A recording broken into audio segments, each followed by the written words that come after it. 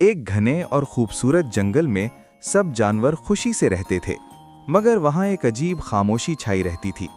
इस जंगल में एक रंग बरंगा तोता रहता था जिसका नाम मिट्ठू था। मिट्ठू बहुत बातूनी था। वो हर वक्त बोलता, गाता और सबको हंसाने की कोशिश करता। लेकिन जंगल के दूसरे जानवर खामोश रहते थे। ना कोई हंसी, ना कोई बातचीत। मिट्ठू को ये बात बहुत अजीब लगती थी।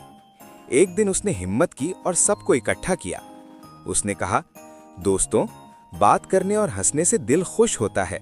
तुम सब इतने खामोश क्यों हो?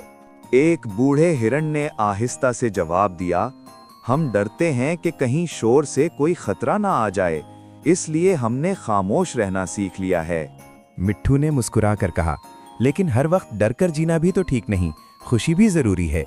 उस दिन के बाद मिट्ठू रोज थोड़ी थोड़ी बातें करता, कहानियां सुनाता और सबको हंसाता। आहिस्ता आहिस्ता जंगल की खामोशी खत्म होने लगी और वहां खुशियों की आवाजें गूंजने लगीं। जिंदगी में खुशी और बातचीत भी जरूरी है, सिर्फ डर कर जीना अच्छा नहीं होता।